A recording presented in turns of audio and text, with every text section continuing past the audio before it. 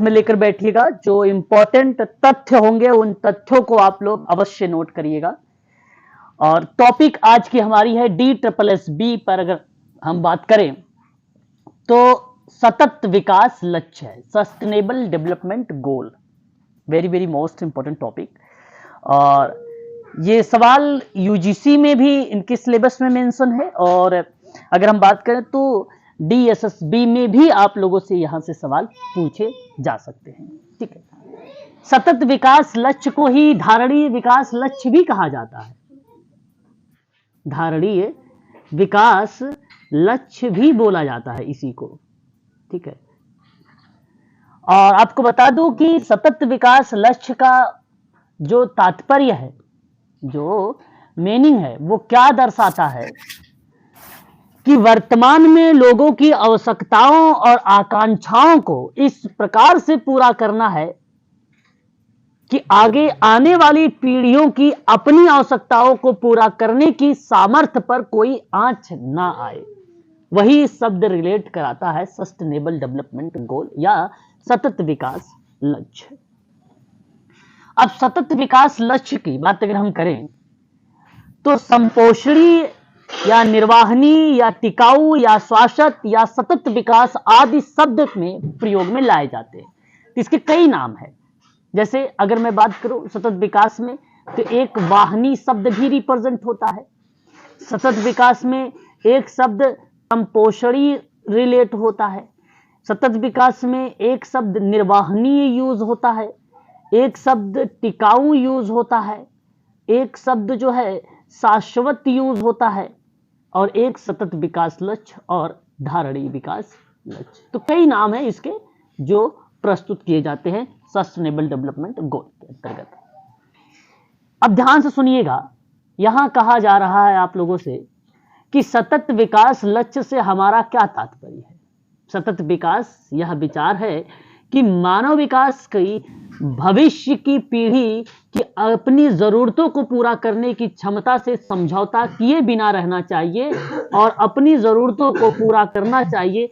सतत विकास लक्ष्य की आधिकारिक परिभाषा पहली बार 1987 में ब्रेटलैंड रिपोर्ट में विकसित की गई थी। ठीक है, याद रखिएगा ये भी शब्द। आपको बता दें कि सतत विकास की अवधारणा में पर्यावरण के अनुरूप विकास के साथ ही संसाधनों को भावी पीढ़ियों के लिए बचाए रखने पर भी ध्यान रखा जाता था। और इस शब्द का प्रयोग पहली बार अगर मैं आपसे जिक्र करूं तो आपने एक नाम सुना होगा IUCN। ठीक है, जिसको हम लोग बोलते हैं international union for conservation of nature and जो है नेचुरल कंपोजिशन। बेसिकली अगर मैं बात करूं तो ये अपनी रिपोर्ट में विश्व संरक्षण रणनीति में किया, परंतु वर्ष 1987 में WCED, जिसको आप बोलते हैं world commission on environment and development, जिन्होंने कॉमन फ्यूचर नामक रिपोर्ट में इस शब्द को परिभाषा और कार्य पद्धति की व्याख्या किया था। तो ये दोनों शब्द इंपॉर्टेंट है, एक IUCN और एक है WCED। मैं दोबारा से रिपीट करूंगा, इन दोनों शब्दों को बड़े ध्यान से समझिएगा और नोट भी करिएगा। ठीक है, देखिए अगर मैं बात करूं जो सतत विकास लक्ष्य है, इस शब्द का पहली बार अगर किसी ने प्रयोग किया तो वो शब्द आता है IUCN। मैं यहां पे नोट भी करूंगा, ठीक है, ताकि आप उसे आसानी से याद भी रखें। ठीक है, IUCN। ठीक है, इसको कहा जाता है international union for conservation of nature and natural composition. ठीक है, IUCN का ये नाम है।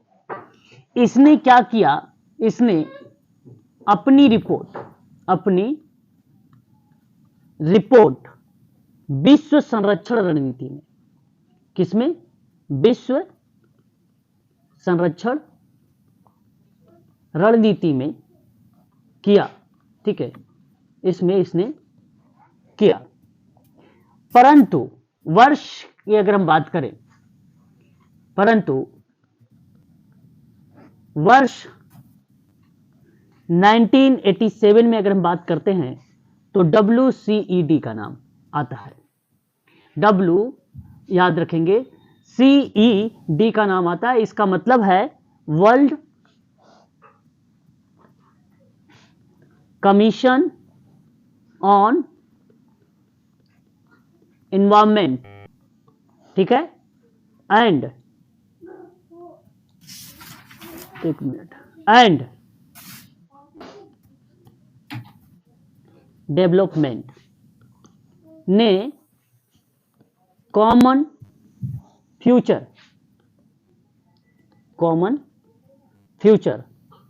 नामक रिपोर्ट में इस शब्द की परिभाषा और कार्य पद्धति की व्याख्या किया, और कार्य पद्धति की व्याख्या किया, ठीक है। इस शब्द को आप ध्यान रखें, या आप व्याख्या की आप ऐसा भी कह सकते हैं इसके अंतर्गत, ठीक है। क्लियर रहेगा? एक बार क्लियर करिएगा आप लोग, बताइएगा, एक बार स्पष्ट करिएगा क्या। चलिए, ओके, यहां तक अगर आपको स्पष्ट है, बड़ी अच्छी बात है, और मैं चाहूंगा कि आप सभी लोग इन तथ्यों को भी याद रखें क्योंकि इंपॉर्टेंट पॉइंट है। आगे अगर बात करते हैं तो सतत विकास क्या है? विकास जो भविष्य की पीढ़ियों को अपनी जरूरतों को पूरा करने की क्षमता से समझौता किए बिना वर्तमान की जरूरतों को पूरा करता है, वही बेसिकली सतत विकास लक्ष्य है।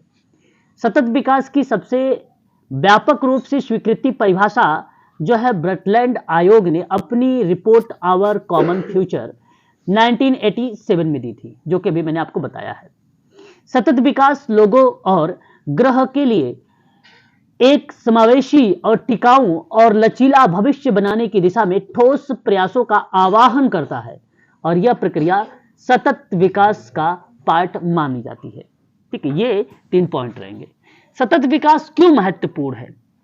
सतत विकास का लक्ष्य कल की जरूरतों से समझौता किए बिना आज की जरूरतों को पूरा करना है। इसका मतलब यह है कि हम संसाधनों के वर्तमान स्तर का उपयोग जारी नहीं कर सकते, क्योंकि इससे भविष्य की पीढ़ी के लिए पर्याप्त संसाधन नहीं बचेंगे। कार्बन उत्सर्जन को स्थिर करना और कम करना पर्यावरणीय सीमाओं के भीतर रहने की एक कुंजी है। इस संबंध में बेसिकली सतत विकास में कहा गया कि जनसंख्या की तीव्र वृद्धि के कारण हमारे संसाधन का बहुत अधिक अंधाधुंध दोहन किया जा रहा है, जिसके कारण अन्य प्रकार की समस्याएं उत्पन्न हो रही हैं, और यह दोहन विकसित और विकासशील देशों में अधिक विकास के अवसरों को ध्यान में रखकर किया जा रहा है। विकास की प्रगति से तात्पर्य यह है कि अर्थव्यवस्था की वृद्धि दर संसाधनों के दोहन पर निर्भर करेगी, परंतु प्राकृतिक संसाधन जो होते हैं वो विशेष रूप से भूमि से निकलने वाला ईंधन, खनिज से निकलने वाला ईंधन, है ना,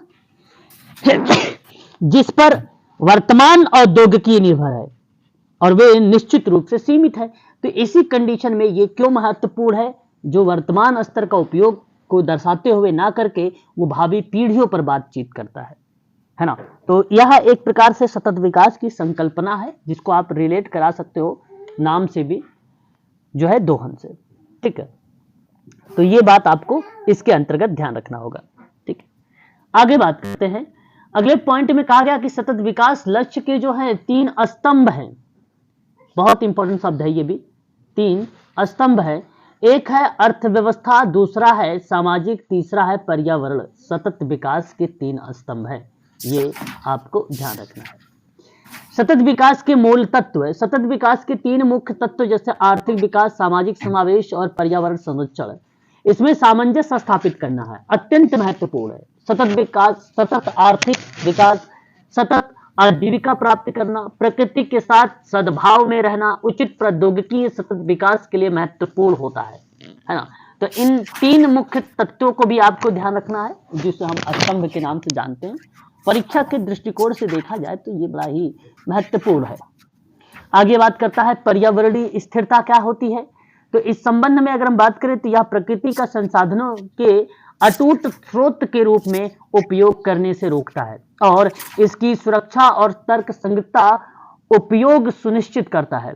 पर्यावरणीय संरक्षण, नवीनीकरण, ऊर्जा में निवेश, पानी की बचत, टिकाऊ प्रगतिशील का समर्थन और टिकाऊ निर्माण और वास्तुकला में नवाचार जैसे पहलू कई मोर्चा पर पर्यावरणीय स्थिरता प्राप्त करने में योगदान करते हैं। तो ये कहीं ना कहीं पर्यावरणीय स्थिरता को दर्शाता है। सामाजिक स्थिरता क्या होती है। तो यह एक लैंगिक समानता, लोगों या समुदाय या संस्कृतियों के विकास को बढ़ावा देकर दुनिया भर में जीवन, स्वास्थ्य देखभाल और सुरक्षा, शिक्षा की उचित रूप से वितरित गुणवत्ता प्राप्त करने में मदद भी करता है। उसे हम लोग बोलते हैं सामाजिक स्थिरता। इन शब्दों को भी रिलेट किया जाता है। उसके बाद आर्थिक स्थिरता क्या होती है, ये तीसरा है। आर्थिक स्थिरता बेसिकली सामान्य आर्थिक विकास पर ध्यान केंद्रित करता है, जो पर्यावरण को नुकसान पहुंचाए बिना सभी के लिए धन पैदा करता है। निवेश और आर्थिक संसाधनों का समान वितरण, गरीबी को उसके सभी रूपों और आयामों में समाप्त करना। तो ये एक प्रकार से आप 3 ऐसे महत्वपूर्ण शब्द जो आर्थिक स्थिरता और सामाजिक स्थिरता, साथ ही साथ अगर हम बात करें तो पर्यावरणीय स्थिरता, ये 3 इसके जो है स्तंभ के रूप में जाने जाते हैं या 3 स्रोत के नाम से जाने जाते हैं। तो इन चीजों को आपको ध्यान रखना होगा। उसके बाद अगर हम बात करते हैं सतत विकास लक्ष्य की कुछ भूमिकाएं हैं, कुछ रोल है। वर्ष 2015 से या 15 में संयुक्त राज्य अमेरिका महासभा की 17वीं बैठक हुई। कब बैठक हुई यूएसए की सभा की, तो 17वीं बैठक हुई थी 2015 में, और उसमें 2030 तक के सतत विकास हेतु एजेंडा के तहत सदस्य देशों द्वारा 17 विकास लक्ष्य जो है अर्थात एसडीजी का रखा गया था, और उस समय 169 प्रयोजन यानी एक प्रकार से अंगीकृत किए गए थे। मैं आपको बता दूं कि वर्तमान में यह विकास का एक भूमंडलीय दृष्टिकोण बन गया। सन 1992 में आप लोगों ने सुना होगा पृथ्वी सम्मेलन में एक घोषणा हुई थी एजेंडा 21 का, जिसको आप रियो घोषणा के नाम से भी जानते हो। उसी के प्रति पूर्ण समर्थन व्यक्त किया गया। वर्ष 2002 में जोहान्सबर्ग सम्मेलन में मूल मुद्दा को लेकर धारणीय विकास पर जिक्र हुआ था। तो परीक्षा में सवाल बनता है कि बताइए पृथ्वी सम्मेलन कब घोषित हुआ, तो 1992 में, और 1992 में पृथ्वी सम्मेलन घोषित किस नाम से हुआ, एजेंडा 21 के नाम से घोषित हुआ। ये भी आपको ध्यान रखना है आप लोगों को, है ना। तो उसी के अंतर्गत आप ध्यान रखा 17 लक्ष्य थे और 169 जो है प्रयोजन, जिसको आप इंडिकेटर्स के नाम से भी या सदस्य के नाम से भी जान सकते हैं। पर्यावरणीय विकास, एक बार म्यूट हो जाइएगा। पर्यावरणीय और विकास पर विश्व आयोजन 1983 के अंतर्गत बर्टलैंड कमीशन के द्वारा जारी किया गया एक रिपोर्ट जो 1987 के अनुसार बताता है कि आने वाली पीढ़ी की अपनी आवश्यकताओं को पूरा करने की क्षमता से समझौता किए बिना वर्तमान पीढ़ी की आवश्यकताओं को पूरा करने हेतु विकास ही सतत लक्ष्य या सतत विकास है, यानी एक प्रकार से कंटिन्यूअस। एसडीजीएस क्यों, मतलब आपको बता दूं कि आपने नाम सुना होगा एक MDGs का नाम, जिसको हम लोग बोलते हैं मिलेनियम डेवलपमेंट गोल, सहस्त्राब्दी विकास लक्ष्य इसको हिंदी में कहा जाता है। इसकी अवधि 2015 में खत्म हो गई। पर्यावरण सुरक्षा के साथ मानव विकास हेतु जो जिक्र किया गया वो नाम आया SDGs, सस्टेनेबल डेवलपमेंट गोल्स का नाम आता है। तो संयुक्त राष्ट्र महासभा के द्वारा या संयुक्त राष्ट्र को एजेंडा 2030 17 विकास लक्ष्य रखे गए थे। इनमें मैं आपसे कहूंगा कि 1 से लेकर 10 तक के जो सस्टेनेबल डेवलपमेंट गोल हैं, इनके आप जरूर नाम अवश्य याद रखेंगे। क्यों, क्योंकि ये परीक्षाओं में आपसे पूछा जा सकता है। कहता है कि बताइए जरा कौन कौन से लक्ष्य रखे गए हैं, ठीक है। तो इसलिए मैं आप लोगों से कहूंगा आप इन 17 लक्ष्यों के नाम जरूर याद रखेंगे। पहला था गरीबी के सभी रूपों की पूरे विश्व से समाप्ति। कहने का तात्पर्य क्या था, नो पॉवर्टी। इसका मतलब क्या था, नो पॉवर्टी, यानी हमें क्या करना है, जो है गरीबी को समाप्त करना है, गरीबी के सभी रूपों की पूर्ण विश्व से समाप्त करना है। ये चीजें हमें दर्शाता है पहला गोल। उसके बाद दूसरा गोल की बात करते हैं तो कहता है कि भूख की समाप्ति, खाद्य सुरक्षा और बेहतर पोषण और टिकाऊ कृषि को बढ़ावा देने के परिप्रेक्ष्य में, तो इसे कहा गया जीरो हंगर। जीरो हंगर बोला गया।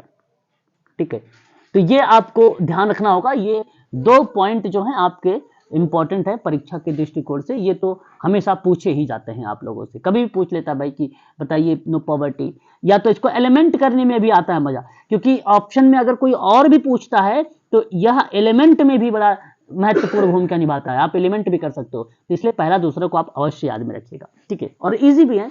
तो नो गरीबी मतलब, और उसके बाद नो पॉवर्टी और जीरो हंगर।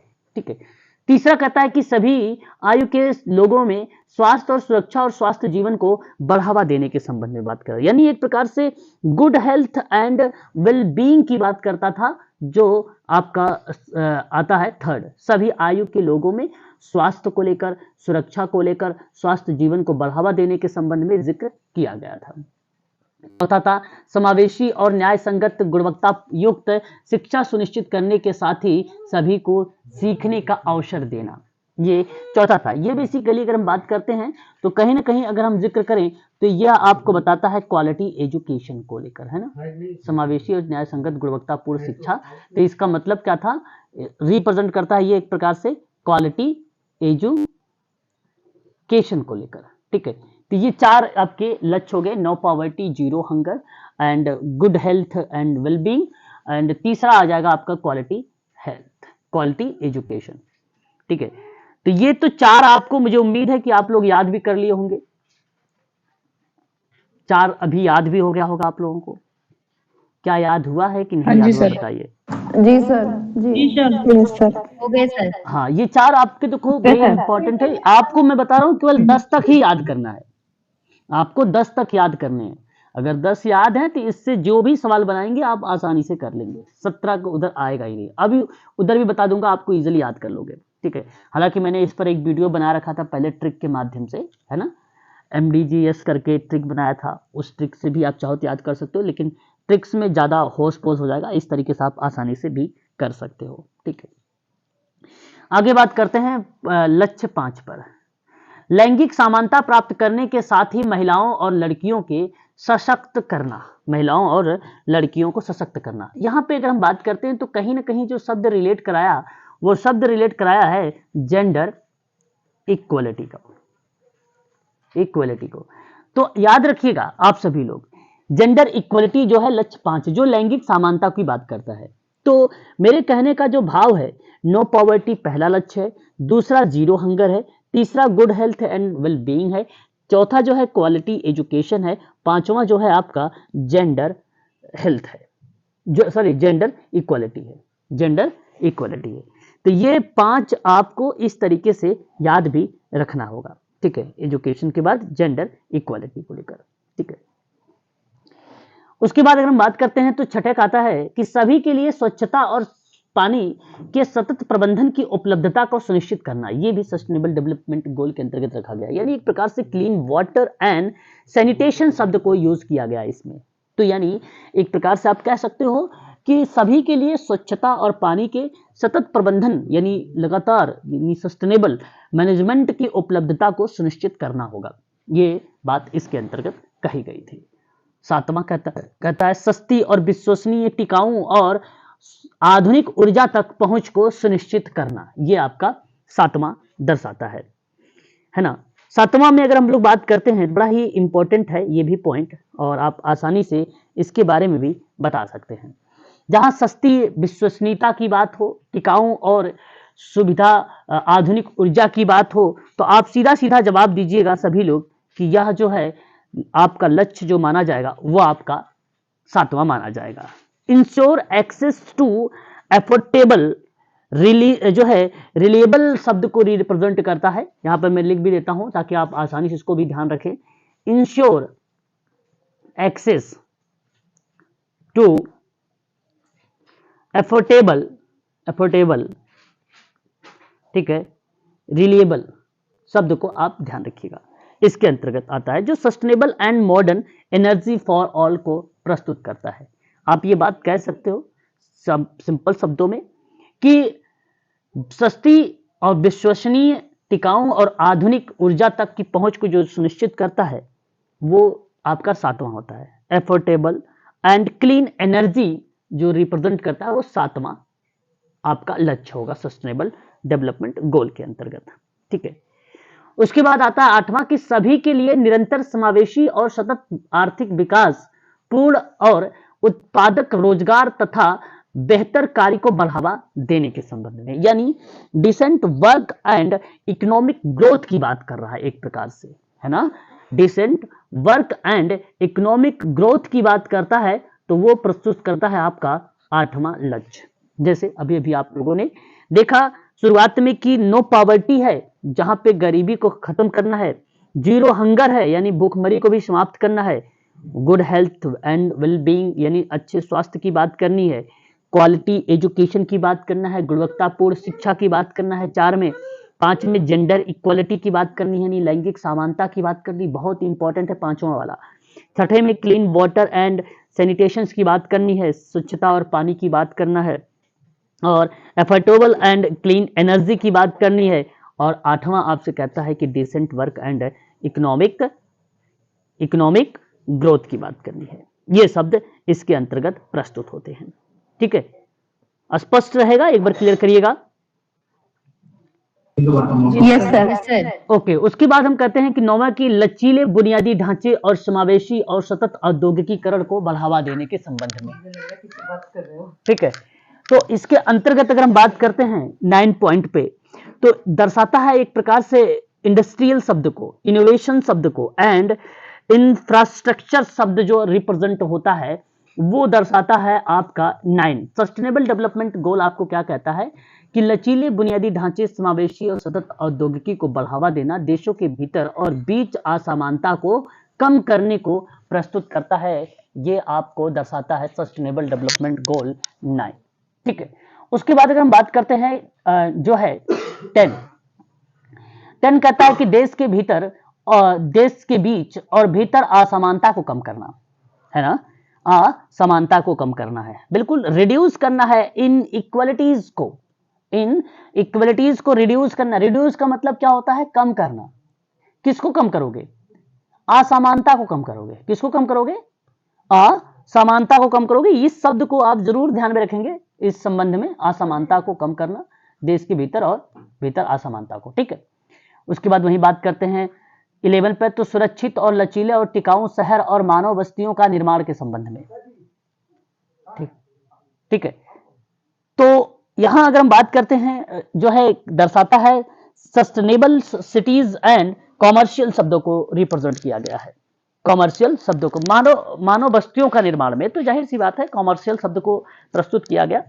तो आप कह सकते हो सस्टेनेबल सिटीज एंड कॉमर्शियल शब्द जब प्रस्तुत होगा वो 11 आएगा, या आप कह सकते हो कि सुरक्षित, लचीले और टिकाऊ शहर और मानव बस्तियों के निर्माण के परिप्रेक्ष्य में, तब भी वो आपका सस्टेनेबल डेवलपमेंट गोल यानी लक्ष्य आपका 11 नंबर का रिप्रेजेंट करेगा।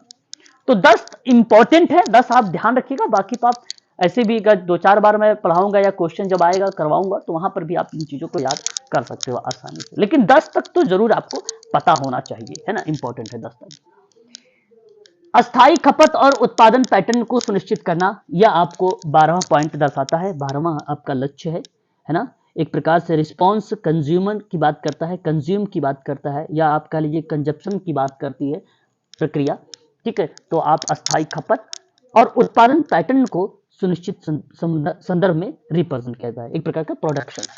ठीक है, और 13 नंबर का है कि जलवायु परिवर्तन और उसके प्रभाव से निपटने के लिए तत्काल क्रिया यानी तत्काल कार्यवाही करने की बात करता है। यह आपका 13 है, जिसको हम लोग बोलते हैं सिंपल शब्दों में क्लाइमेट एक्शन को लेकर।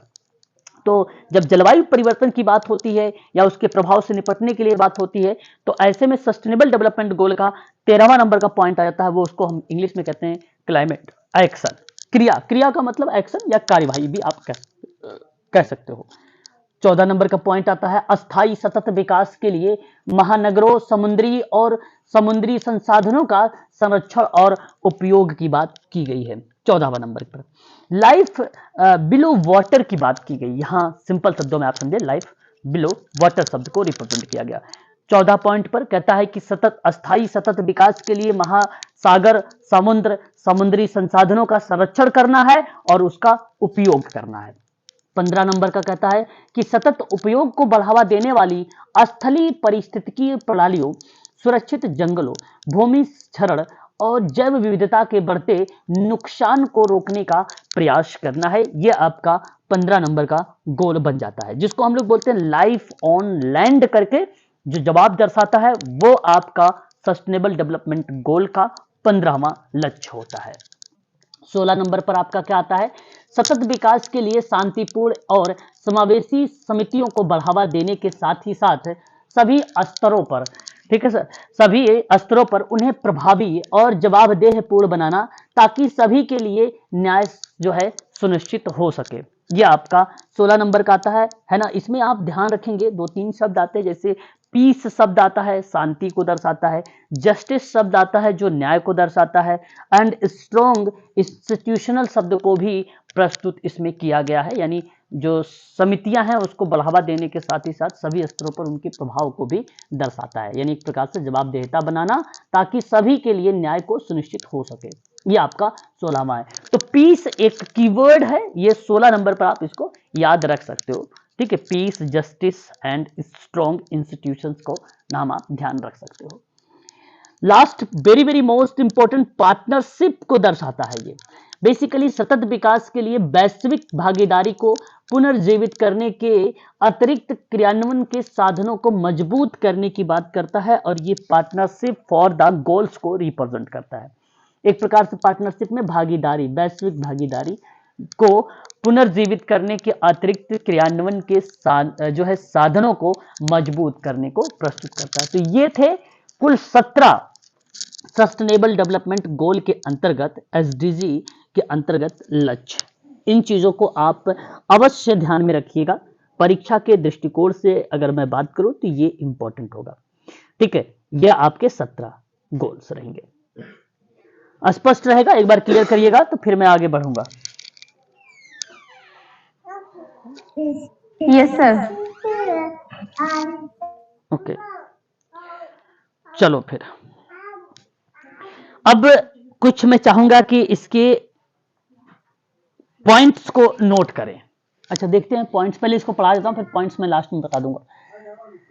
क्या है एमडीजीएस, जिसको हम लोग मिलेनियम डेवलपमेंट गोल कहते हैं, ठीक है। और इसके अंतर्गत अगर हम बात करते हैं, एमडीजीएस कहते हैं, तो ये संयुक्त राष्ट्र महासभा द्वारा वर्ष 2000 में फ्रेम को स्वीकृत दिया, या एक प्रकार से स्वीकार किया गया था, लेकिन लक्ष्यों की 1990 के स्तर पर गणना की गई। ये 2015 तक के लिए थे, और इसके अंतर्गत 8 गोल और 18 टारगेट्स रखे गए थे। तो एमडीजीएस बेसिकली अब है नहीं, जो 2000 से चलाया गया था 2015 तक था, ठीक है, लेकिन लक्ष्यों की 1990 के स्तर पर ही गणना की गई थी इसकी, जो 2015 तक चलाया गया था, ठीक है। बाद में अब ये 2015 से इसको फिनिश कर दिया गया, तो 2015 से आपका क्या आ जाता है, सस्टेनेबल डेवलपमेंट गोल आ जाता है, ठीक है। आगे बात करते हैं। एसडीजी 1 जनवरी 2016 के प्रभाव में आ गया। यूएनडीपी की निगरानी और संरक्षण में अगले 15 सालों तक ये प्रभावी रहेंगे। संयुक्त राष्ट्र की प्रमुख एसडीजी लक्ष्य प्राप्ति कार्य करने वाली संस्था यूएनडीपी विश्व के 170 देशों में से इन लक्ष्यों को प्राप्त करने पर नजर रखेगी।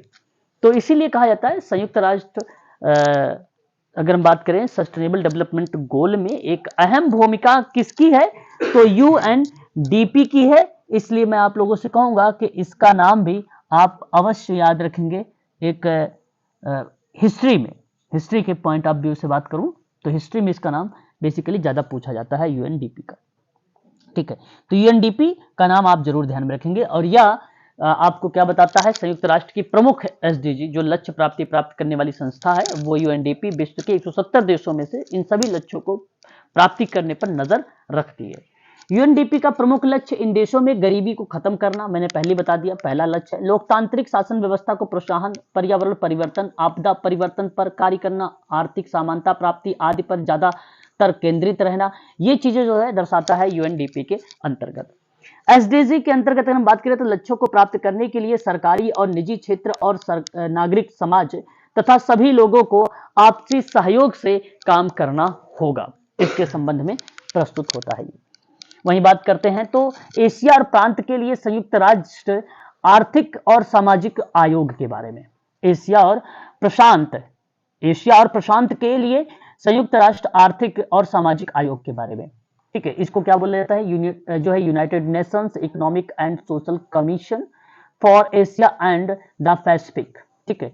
तो इसको इन शॉर्ट में UNESCAP के नाम से जाना जाता है। संयुक्त राष्ट्र की क्षेत्रीय विकास शाखा है जिसका उद्देश्य है एशिया प्रशांत क्षेत्र में सामाजिक और आर्थिक विकास को बढ़ावा देना, ठीक है। इसमें भारत सहित एशिया प्रशांत क्षेत्र में 53 सदस्य देश और 9 सहयोगी सदस्य देश शामिल है। गठन इसका वर्ष 1947 में हुआ था। किसका? एशिया प्रशांत क्षेत्र के संबंध में जो हम बात कर रहे हैं इस समय, ठीक है। इसके संबंध में इसकी स्थापना की बात या गठन की बात 1947 आता है। मुख्यालय इसका जो है बैंकॉक यानी थाईलैंड में है। उद्देश्य कहता है कि सदस्य राज्यों का परिणाम उन्मुख परियोजनाओं, तकनीकी सहायता और क्षमता निर्माण में सहायता प्रदान, संबद्ध क्षेत्र से संबंधित प्रमुख चुनौतियों का समाधान करता है, ठीक है। ये देखो आप लोगों से DSSB में अगर हम बात करें तो ये सवाल बनते हैं कि इसका स्टेब्लिश कब हुआ, इसका मुख्यालय कहाँ है, ठीक है, और ये इसका उद्देश्य क्या हो सकता है या किस में कार्य करता है। तो आप तकनीकी सहायता, क्षमता निर्माण में सहायता करता है भारत सहित एशिया प्रशांत क्षेत्र में। और कुल टोटल कितने सदस्य देश हैं? तो 53 हैं। सहयोगी सदस्य कितने हैं? तो 9 देश हैं, ठीक है। ये बात आप ध्यान रखिएगा। अब देश का नाम नहीं पूछेगा, बताइए उसमें से कौन सा देश है ना। प्रशांत और एशिया जो है, एशिया और प्रशांत SDG प्रगति रिपोर्ट क्या रही? एशिया और प्रशांत SDG प्रगति रिपोर्ट संयुक्त राष्ट्र अगर हम बात करते हैं ESCAP के वार्षिक प्रमुख जो है प्रकाशनों में से एक है। यह क्षेत्र में SDG प्रगति का एक संक्षिप्त विवरण या समीक्षा प्रदान करती है। ESCAP के अंतर्गत अगर हम बात करते हैं तो यहां दर्शाता है कि उसके भागीदारी और संचालित कई ऐसे गतिविधियां हैं जिसके आधार पे एक कार्य करती है, ठीक है। तो सस्टेनेबल डेवलपमेंट गोल में आप इस बात को जरूर ध्यान रखेंगे, जो एक्टिविटी पर नजर रखती है या कार्य पर नजर रखती है।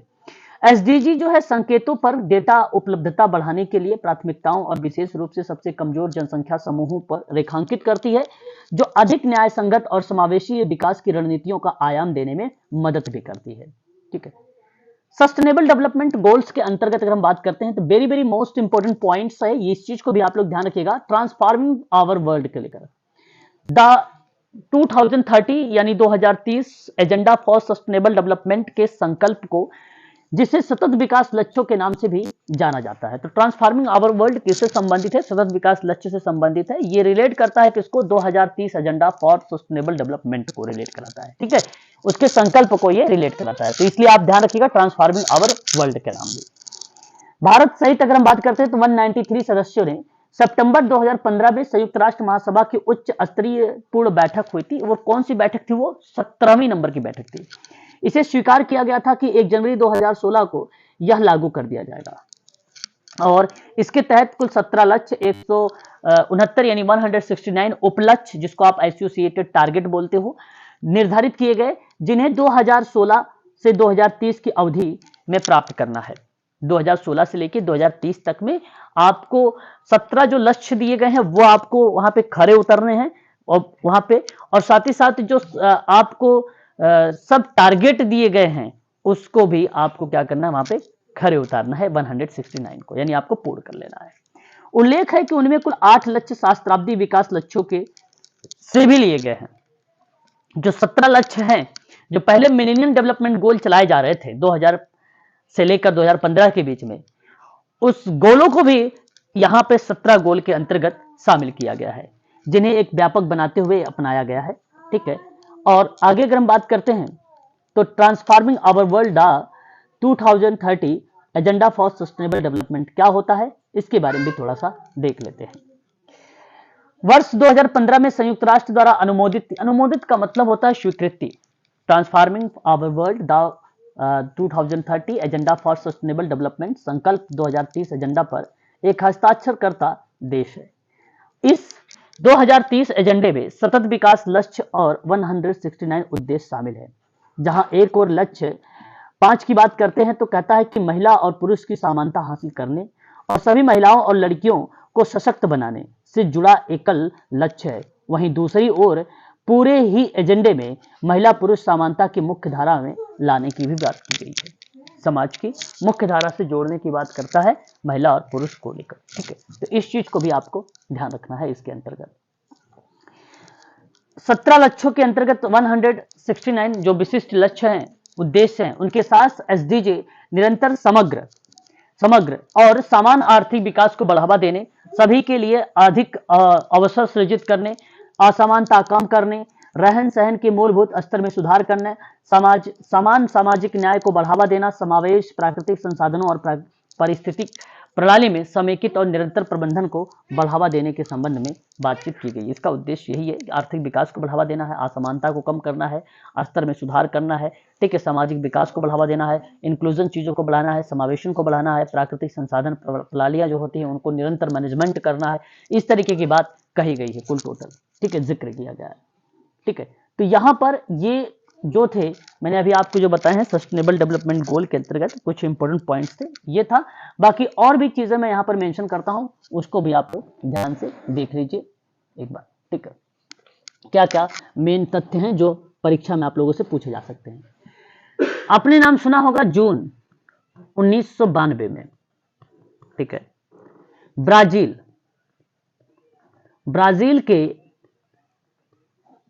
के रियो डी जेनेरियो, ब्राजील के,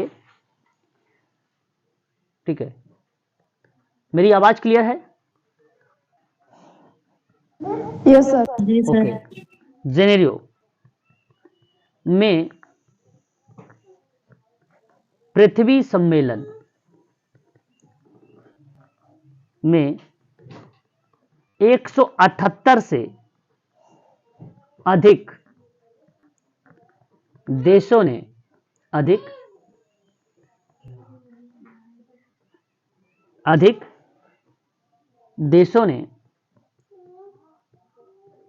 एजेंडा 21 को अपनाया।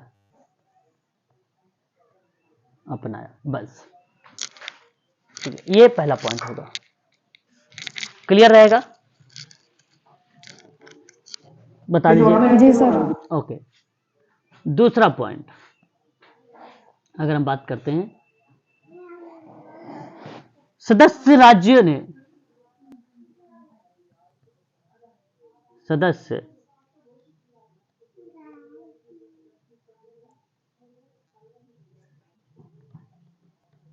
राज्यों ठीक है, ने सितंबर 2000 में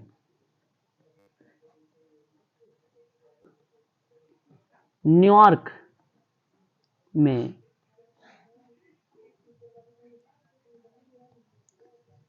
संयुक्त राष्ट्र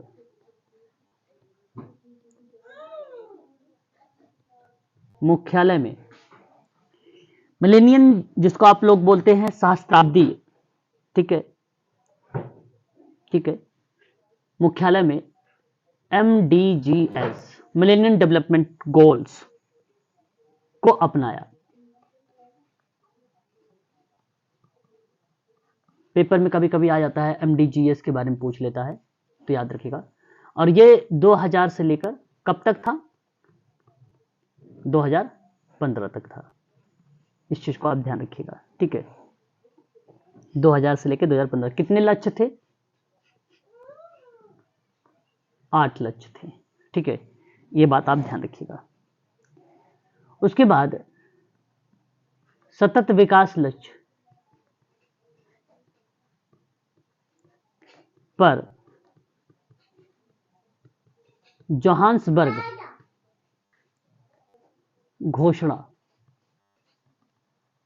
और क्रियान्वयन की योजना 2002 में कहां पर हुआ था? दक्षिण अफ्रीका में। कहां पर? दक्षिण अफ्रीका में, ठीक है, दक्षिण अफ्रीका में। सस्टेनेबल डेवलपमेंट गोल, जिसको हम लोग बोलते हैं सस्टेनेबल डेवलपमेंट गोल, ठीक है, सतत विकास पर विश्व शिखर सम्मेलन में अपनाई गई। सस्टेनेबल डेवलपमेंट गोल को अपनाया गया, ठीक है, अपनाया गया। गरीबी समाप्त करना, पर्यावरण के लिए वैश्विक समुदाय प्रतिबद्धता के लिए, है ना, पुष्टि करना, एजेंडा 21 और सहस्त्राब्दी घोषणा को अधिक शामिल किया गया, बहुपक्षीय साझेदारी पर बल दिया गया इसी में। तो आप याद रखेंगे बहुपक्षीय साझेदारी पर बल दिया गया, ठीक है, साझेदारी पर बल दिया गया, ठीक है, ये बात ध्यान रखिएगा। उसके बाद अगर हम बात करते हैं 2012 के बारे में, जून 2012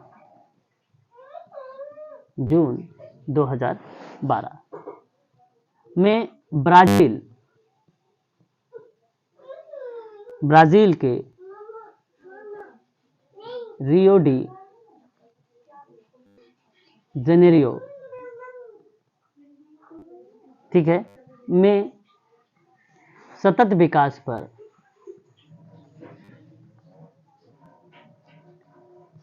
संयुक्त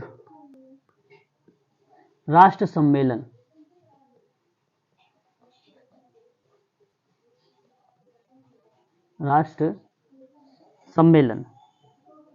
रियो प्लस 20 में सदस्य राज्यों ने परिणाम दस्तावेज द फ्यूचर वी वांट को अपनाया, ठीक है। अच्छा, द फ्यूचर वी वांट को अपनाना मतलब ये क्या था?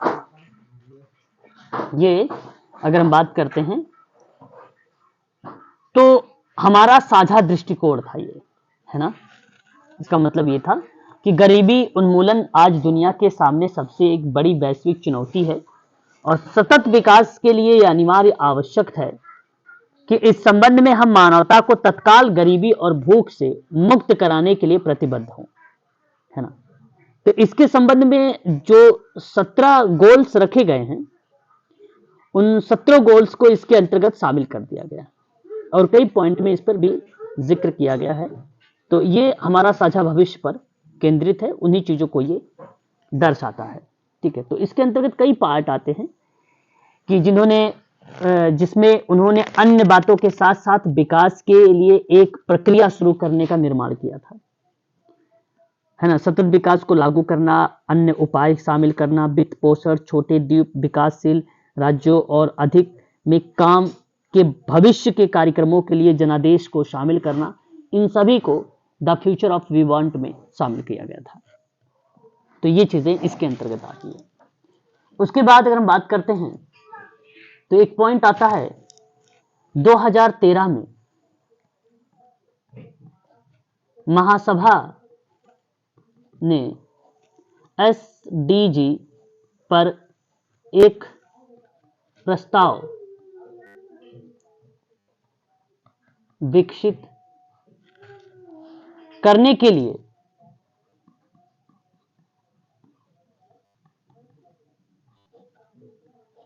30 सदस्यीय ओपन वर्किंग ग्रुप की स्थापना की, यानी उसकी स्थापना की है, ठीक है। तो ये आपको ध्यान रखना है इसके अंतर्गत, ठीक है। ये चीजें आती है इसके अंतर्गत, ठीक है। 2015 में कई प्रमुख समझौते को अपनाने के साथ बहुपक्षवाद और अंतर्राष्ट्रीय नीति को आकार देने के लिए कुछ ऐतिहासिक वर्ष भी इसके अंतर्गत शामिल किए गए। जैसे परीक्षा में आता है आपदा जोखिम न्यूनीकरण के लिए एक सदैव फ्रेमवर्क था, कब आया था? आपदा जोखिम मैंने पढ़ा चुका हूं, न्यूनीकरण के लिए सदैव फ्रेमवर्क, सदैव फ्रेमवर्क 2000 मार्च 2015 आप लोग लगाते हो, है ना? 14 से लेके 18 मार्च 2015 तक में सदैव शहर में बेसिकली हम जिक्र करते हैं सदैव फ्रेमवर्क के बारे में, वहीं से, ठीक है। आपदा जोखिम न्यूनीकरण का तीसरे संयुक्त राष्ट्र विश्व सम्मेलन में अपनाया गया था इसको। आपदा जोखिम में कमी के लेकर बात करना, एक प्रकार से उसका क्रियान्वयन करना, मूल्यांकन करना, समीक्षा करना, ठीक है, इत्यादि चीजों पर जिक्र करता है इसके अंतर्गत, ठीक है। ये बात आपको ध्यान रखना होगा इसके संबंध में। क्लियर रहेगा? बताइए। जी सर। जलवायु परिवर्तन पर पेरिस से एक समझौता हुआ था। जलवायु परिवर्तन पर पेरिस समझौता हुआ था, एक पेरिस समझौता हुआ दिसंबर 2015 में, दिसंबर 2015 में, ठीक है। तो ये आपको ध्यान में रखना होगा एसडीजी के अंतर्गत, ये जो मैंने अभी आप लोगों से जिक्र किया है इसके संबंध में, ठीक है। सस्टेनेबल डेवलपमेंट गोल के अंतर्गत इतनी बातें आप लोगों को ध्यान में रखना होगा, ठीक है। क्लियर है? तो एक बार स्पष्ट करिए और कुछ अब क्वेश्चन कर लेते हैं इसके संबंध में। जी सर। ठीक है, चलिए। तो अब इसके अंतर्गत अगर मैं आपसे बात करूं तो कुछ हम लोग जो है बातचीत कर लेते हैं प्रश्नों पर, ठीक है, ताकि आप लोग से अगर मान लीजिए परीक्षा में प्रश्न बनते हैं तो आप किस तरीके से उन प्रश्नों को लगाएंगे, किस तरीके से उस प्रश्न को आप सही करेंगे, ठीक है, उसी के संबंध में मैं आप लोगों से जिक्र करने चल रहा हूं। पहला सवाल आपसे अगर क्वेश्चन में कहता है कि सतत विकास क्या है, सतत विकास क्या है, ये क्वेश्चन रहेगा। 4 ऑप्शन आपके सामने आएंगे, ठीक है, याद रखिएगा। पहला ऑप्शन कहता है कि मानव और पर्यावरण के बीच का संबंध है, मानव और पर्यावरण के बीच का संबंध है, यह आपको पहला ऑप्शन है, ठीक है। दूसरा कहता है अर्थ व्यवस्था विकास के लिए विकास की आवश्यकता, ये दूसरा रहेगा। तीसरा कहता है कि संसाधनों के उपयोग,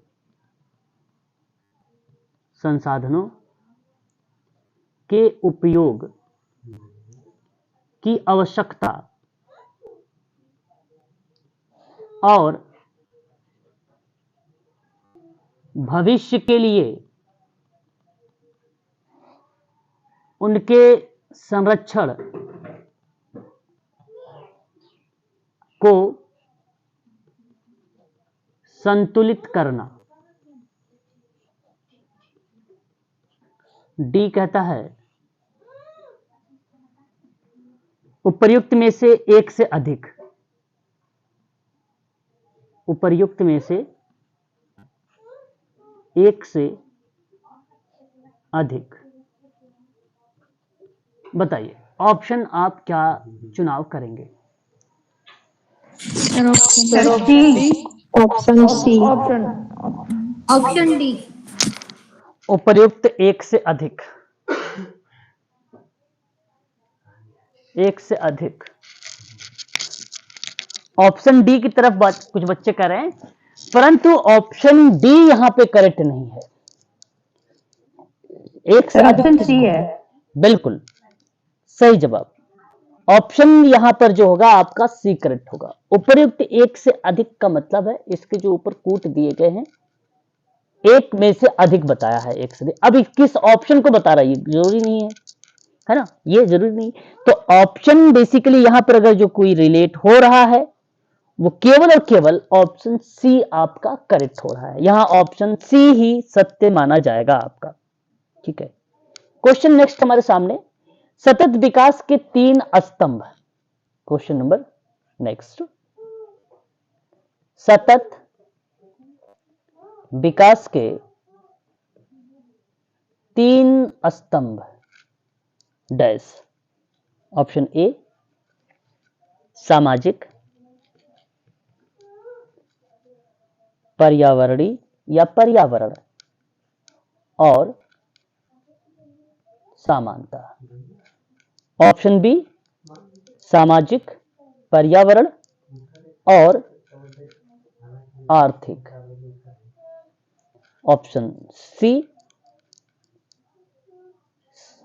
ऑप्शन सी सांस्कृतिक, पर्यावरण और समानता। ऑप्शन डी उपर्युक्त में से एक से अधिक। Sir option B sir. बिल्कुल सही जवाब ऑप्शन नंबर बी यहां पर करेक्ट जवाब होगा। बिल्कुल सही जवाब है, या आपका ऑप्शन नंबर जो जाएगा वो आपका बी वाला ऑप्शन करेक्ट हो जाएगा।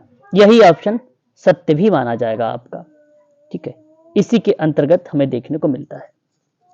अगला क्वेश्चन बड़े ही ध्यान से सुनिएगा, इंपॉर्टेंट क्वेश्चन है अगला सवाल। ठीक है, अगला क्वेश्चन आपसे कहता है कि निम्न में से कौन सा सतत विकास या अगर हम बात करें सतत विकास या धारणीय विकास लक्ष्य सभी के लिए जल और स्वच्छता की उपलब्धता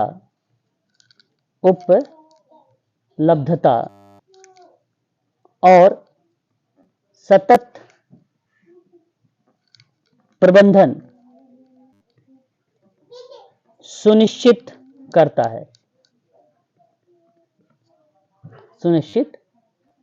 है। पहला ऑप्शन SDG 4, दूसरा ऑप्शन SDG 7, तीसरा ऑप्शन SDG 6, चौथा ऑप्शन SDG 5। जवाब बताइए। Sir SDG 6 sir. सी सही जवाब, बिल्कुल करेक्ट जवाब। ऑप्शन नंबर आपका यहाँ पे छठा ये गोल है, इस चीज को ध्यान रखिएगा। पहला गरीबी को समाप्त करना, दूसरा भुखमरी को मुक्ति, तीसरा बेहतर स्वास्थ्य और कल्याण, गुणवत्तापूर्ण शिक्षा चौथा, पांचवा लैंगिक समानता, छठा जल स्वच्छ एवं स्वच्छता की बात की गई थी इसके अंतर्गत, सातवां किफायती और स्वच्छ ऊर्जा, आठवां उत्कृष्ट कार्य और आर्थिक विकास, नौवां उद्योग नवाचार और बुनियादी ढांचे का विकास, 10वां असमानता में कमी। ये चीज आप जरूर ध्यान में रखेंगे। ये कुछ जो है सस्टेनेबल डेवलपमेंट गोल के लक्ष्य हैं जो परीक्षा के दृष्टिकोण से अगर हम बात करें तो इंपॉर्टेंट है। ठीक है, ये बात जरूर ध्यान में रखिएगा आप सभी लोग। ठीक है, बताइए। ओके, एक लास्ट क्वेश्चन करते हैं। कहता है कि निम्न में से कौन सा एक अस्थायी विकास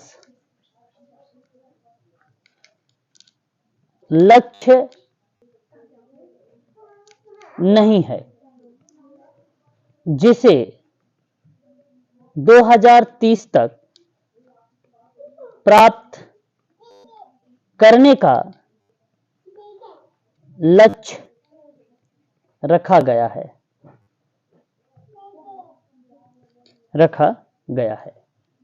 ऑप्शन ए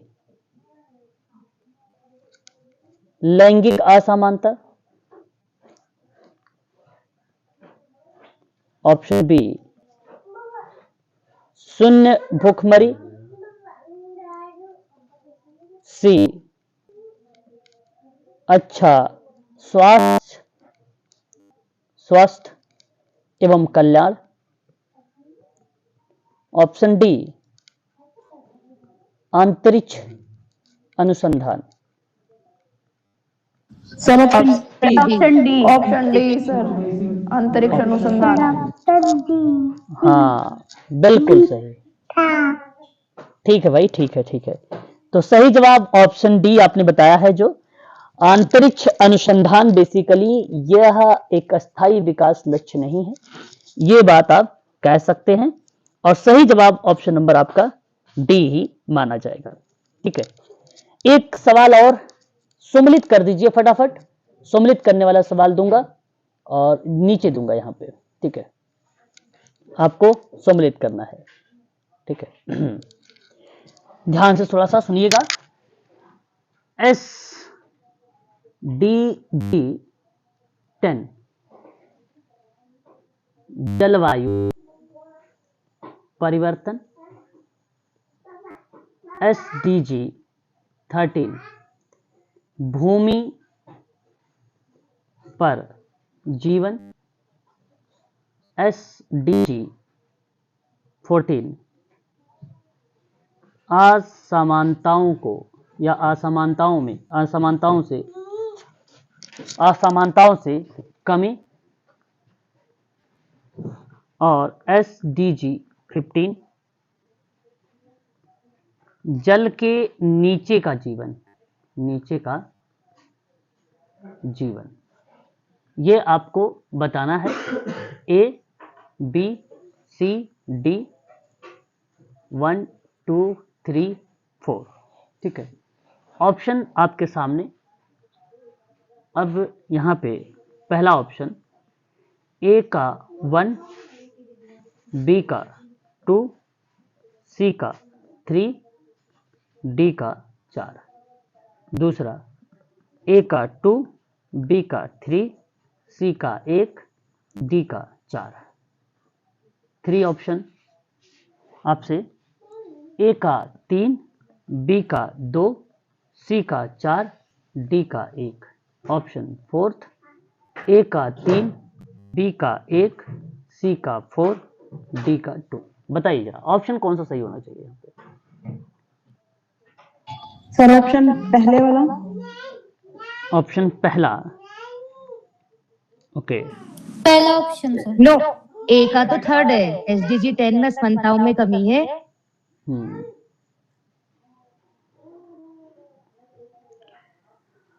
सर सी होगा, थर्ड सर, थर्ड होगा, ऑप्शन थर्ड। ओके, देखिए ऑप्शन थर्ड। अगर मैं आपसे बात कर रहा हूं ऑप्शन, अगर हम ए के, तो SDG 10 जो है वो दर्शाता है आपको असमानता में कमी को। SDG 10 की अगर हम बात करते हैं तो क्या दर्शाता है? वो देशों के भीतर और उनके बीच असमानता को कम करने की बात करता है। 13 कहता है कि जलवायु परिवर्तन, 13 क्या कहता है? जलवायु परिवर्तन और उसके प्रभावों से निपटने के लिए तत्काल क्रिया करना चाहिए। तो आप लगा सकते हो किस चीज को? 13 को। 13 जलवायु परिवर्तन को रिप्रेजेंट कर रहा है, तो आप यहां पर जलवायु परिवर्तन को रिप्रेजेंट कर सकते। जलवायु परिवर्तन और उसके प्रभावों को निपटने के लिए तत्काल कोई क्रिया करने को लेकर। और 14 कहता सतत विकास के लिए महासागर, समुद्र, है ना, समुद्र संसाधनों में संरक्षण या सतत उपयोग को लेकर। तो आप कह सकते हो इसका मतलब है कि ये जल के नीचे के जीवन की बात कर रहा है। सस्टेनेबल डेवलपमेंट गोल 15 कहता है कि स्थलीय पारिस्थितिकी तंत्र में सतत उपयोग को सुरक्षित और पुनर्स्थापन को बढ़ावा देने को लेकर, तो आप कह सकते हो 15 भूमि पर जीवन को लेकर, यानी स्थलीय को लेकर। तो यहां पर आपका ऑप्शन जो जाएगा वो 4 जाना चाहिए। क्या ये बात सत्य है? जी सर, ऑप्शन जी सर, ऑप्शन 4 आपका यहाँ पे करेक्ट माना जाएगा, इसलिए मैं आपसे सबसे कहूंगा कि ये आपको ध्यान रखना है। ठीक है, ठीक है। चलिए एक और क्वेश्चन पर हम लोग जिक्र कर लेते हैं जाते जाते। कहता है क्वेश्चन कि संयुक्त राष्ट्र के सस्टेनेबल डेवलपमेंट गोल्स के संदर्भ में SDG 10 निम्न में से कौन सा है? ऑप्शन ए, असमानताओं में कमी, बी, शून्य भूखमरी, सी, जलवायु क्रिया या कार्यवाही, उत्कृष्ट कार्य और आर्थिक वृद्धि। बताइए क्या होगा?